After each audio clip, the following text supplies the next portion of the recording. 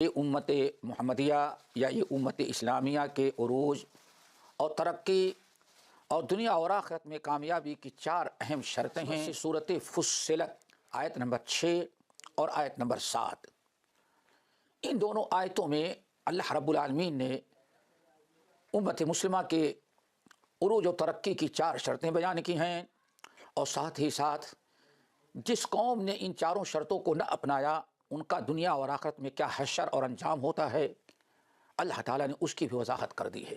اس سورۃ فصلت کی آیت اللہ تعالیٰ نے بیان فرمایا، قل انما انا بشر مثلکم یوحی الی انما الہکم الہ واحد فاستقیموا الیہ واستغفروہ وویل للمشرکین۔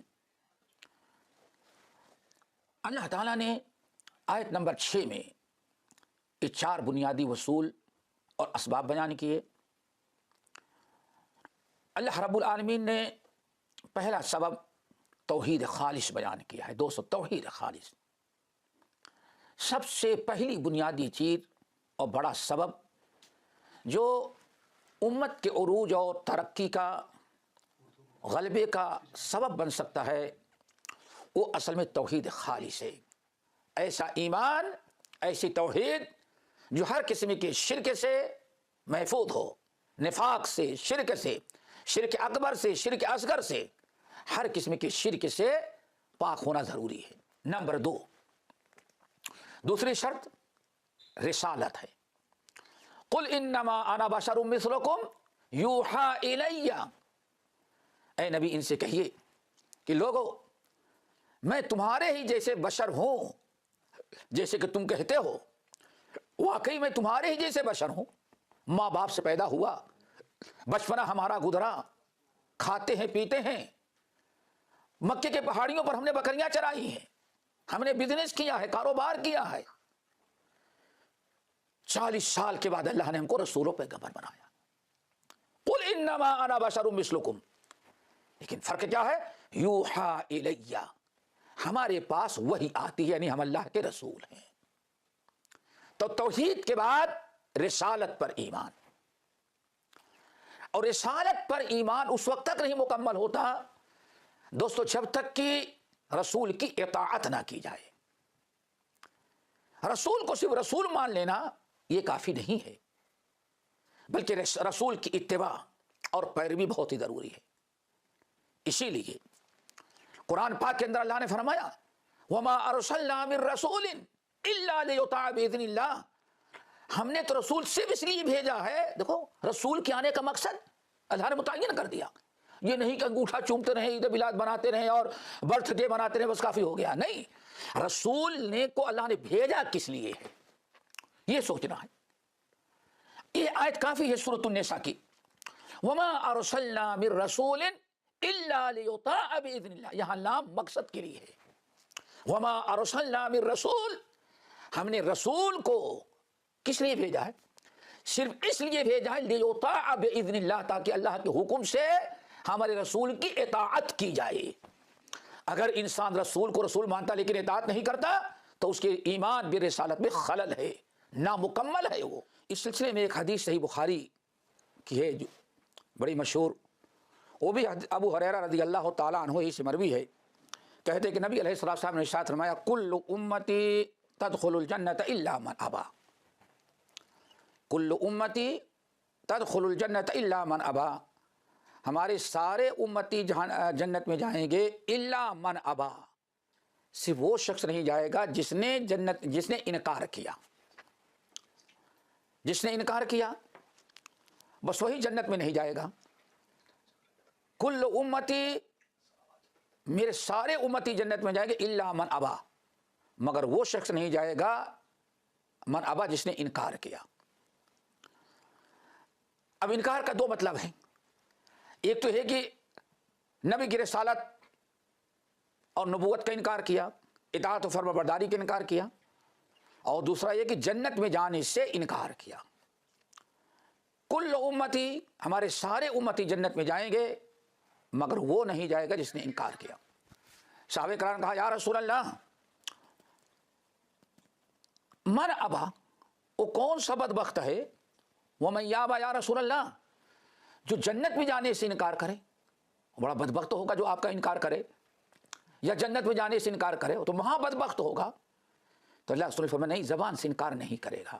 یہی آج کا مسلمان سوچے کہ انکار کرنے کا کیا مطلب ہے۔ آپ نے فرمایا نہیں کہ میرا انکار کرے گا، رسالت و نبوت کا، میری اطاعت کا مانے گا، ہم کو رسول مانے گا، ہماری اطاعت کو مانے گا وہ، لیکن آپ نے ارشاد فرمایا کہ من اطاعنی فقد دخل الجنہ، جو میری اطاعت، دیکھیں یہاں ایمان نہیں ہے بلکہ اطاعت، صرف ایمان نہیں، من اطاعنی، جس نے میری اطاعت کرے، جو میری اطاعت کریں گے، جو شخص میری اطاعت کرے گا فقد دخل الجنہ، وہ تو جنت میں داخل ہوگا۔ سوال کیا تھا؟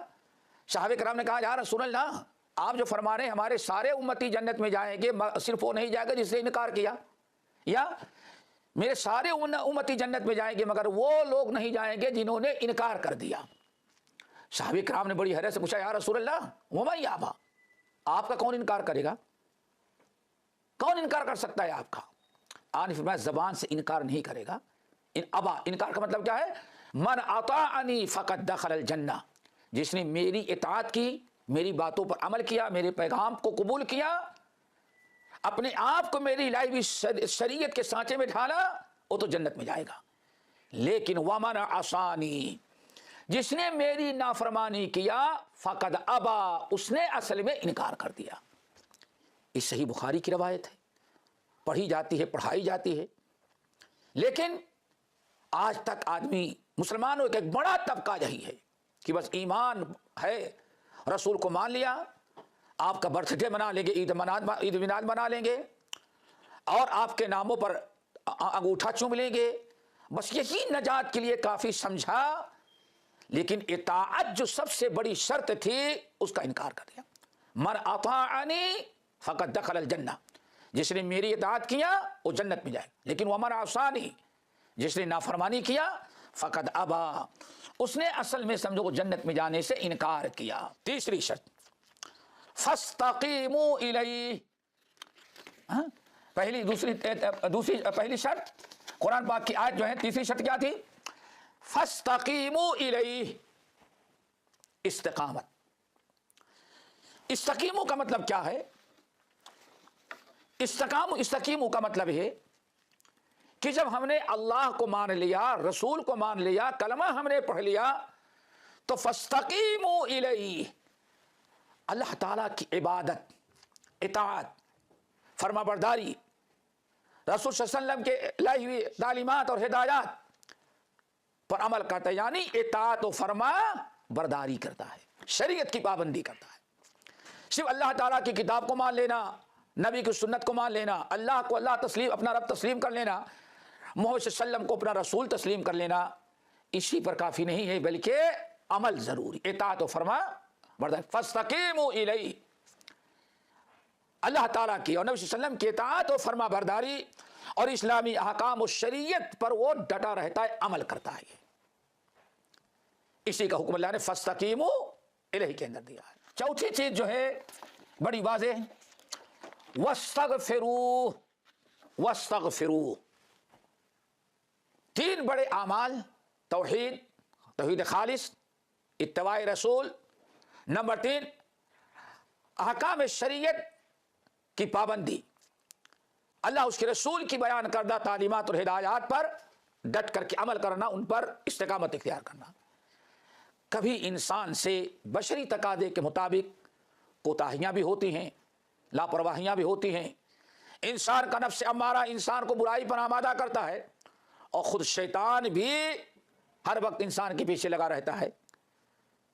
اگر کبھی نفس امارہ یا شیطان مردود کی وجہ سے اگر کبھی کوتاہی ہو جائے، اللہ اس کے رسول کی نافرمانی ہو جائے، اور کوئی غلط حرکت ہم سے ہو جائے،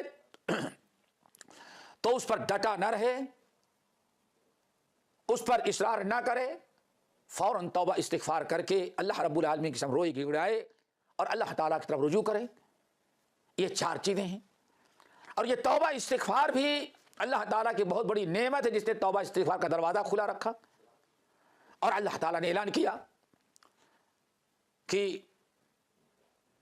وہ لوگ وَلَمْ يَصِرُّوا عَلَىٰ مَا فَعَلُوا وَهُمْ يَعْلَمُونَ، کبھی گناہ پر اڑے نہیں رہتے، اصرار نہیں کرتے۔ جب بھی ان سے کوئی گناہ ہوتا ہے، اللہ اس کے رسول کی نافرمانی ہوتی ہے، توبہ استغفار کر کے فوراً اپنی اصلاح کر لیتے ہیں۔ دوستو یہ 4 شرطیں ہیں جو انسان کلمہ گو یا امت مسلمہ اگر ان چاروں کو اپنائے تو اللہ تعالیٰ کا وعدہ ہے وَأَنْتُمُ الْأَعْلَوْنَ إِن كُنتُم مُؤْمِنِينَ، عروج بھی ہے، ترقی بھی ہے۔ اگر ان چاروں چیزوں کو چھوڑ دے تو پھر انسان ذلیل اور خوار ہوتا ہے۔